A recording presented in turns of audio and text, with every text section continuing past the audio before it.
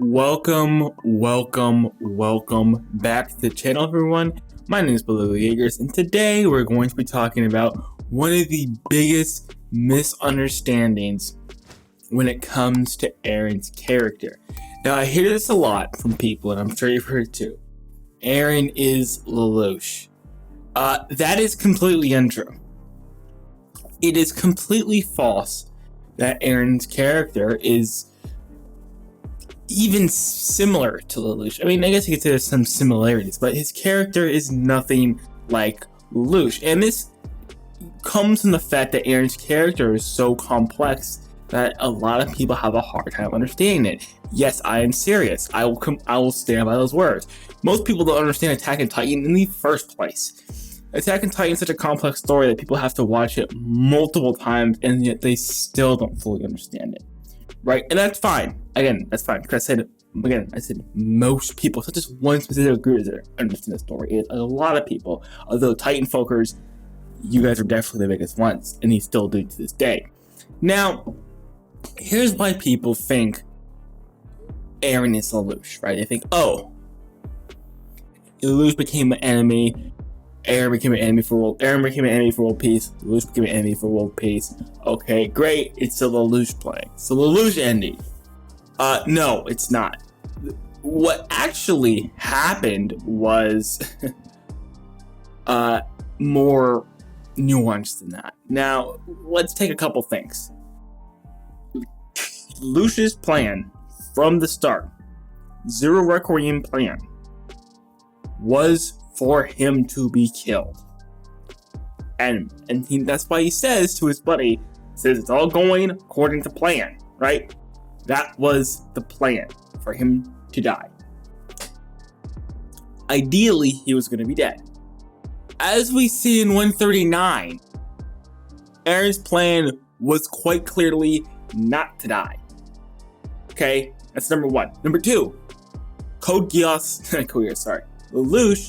did this for world peace. He did this to unite his enemies. As we see in 139, quite clearly, Eren does not do this for world peace. In fact, he only mentions the world one time.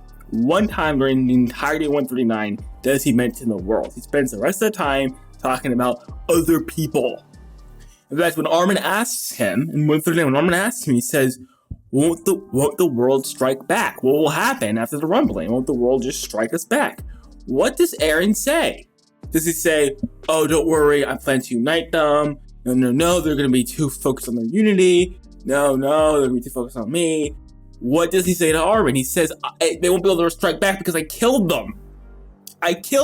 So they won't be able to do anything. So his plan was tentatively not like Lelouch. Lelouch's entire thing was to unite his enemies. Eren didn't know such thing.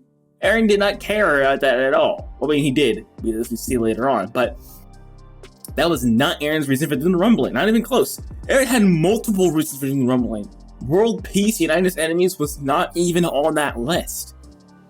And speaking of his motivations for doing the rumbling, looking at 131, we can see that his motivations for the rumbling are spelled out entirely. He says, when I learned humanity survived outside the walls, I was so disappointed I wished to wipe it all away. That's the No Requiem plan, guys. That's the No Requiem plan. It is killing a bunch of people because he's disappointed. Now, it's obviously, if you watch the show, it's more complex than that, but that is the base level of why he's doing what he's doing. He thought the world was a certain way. It wasn't. He started to light people up. And we can go deep into this. We can actually say he incited violence. There's evidence and a reason to believe that he actually incited violence. The exact opposite of Lelouch. Right? He wanted to incite global instability. Now, this is a conjecture. So if you won't believe me, that's fine, because this is a conjecture.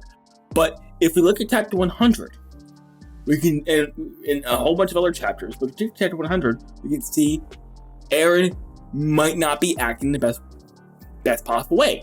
He made his enemy from one nation to all the nations. Now you could be saying, well, Beluga, they really declared war. Well, Beluga, he already went to the meeting and they all hate the aliens. perfectly understandable. I understand that. It could very well be an act of defense, for sure. But it also could be he was inciting violence. It's stirring up instability so that he can make the rumbling the only possible option.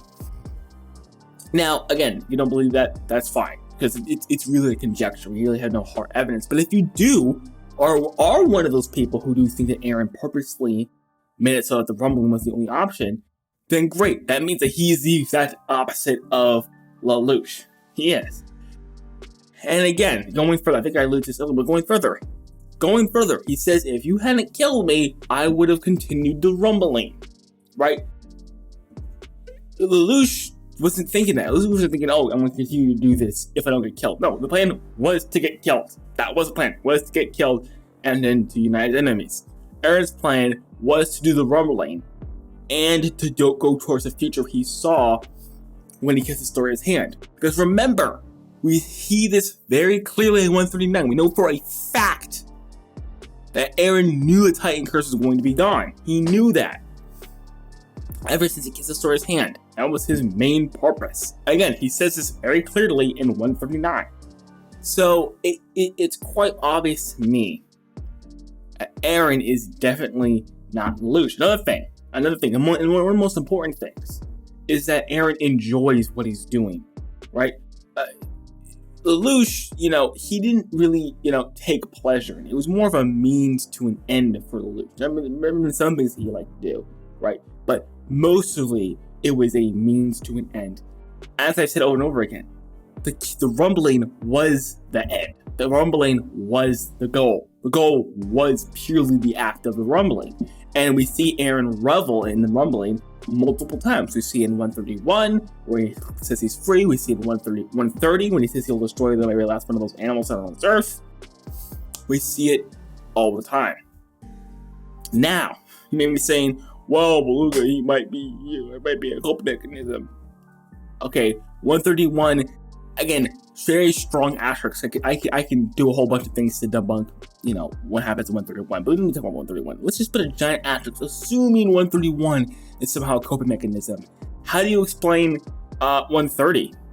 Right? Now imagine you are the co-pilot of a B-52 Stratofortress. And the pilot he's carrying atomic bombs, or just incendiary bombs, any bombs. But let's just go with atomic bombs since everyone makes a big deal about that. Let's say you're a co-pilot of a B-52 Stratofortress, and it's carrying bombs, and it's going over a city, Japan, hint, wink, going over Japan, and the pilot's like, oh yeah, I'm gonna destroy them, every last one of those animals that are on this earth. Wouldn't you be like, whoa, wait a second, that's crazy, that's wild, what are you doing? What are you doing? We're just here to carry out a mission.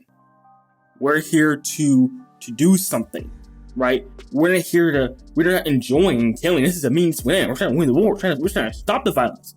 Here you are saying this stuff. Now, in that context, Eren's lines may look like what they are. Completely crazy. Completely wild. There's no reason for him to be saying that, right? This is a seldom moment where it's to commit an act of violence to accomplish another purpose, right? Parodying safety was supposedly the purpose that he wanted to be.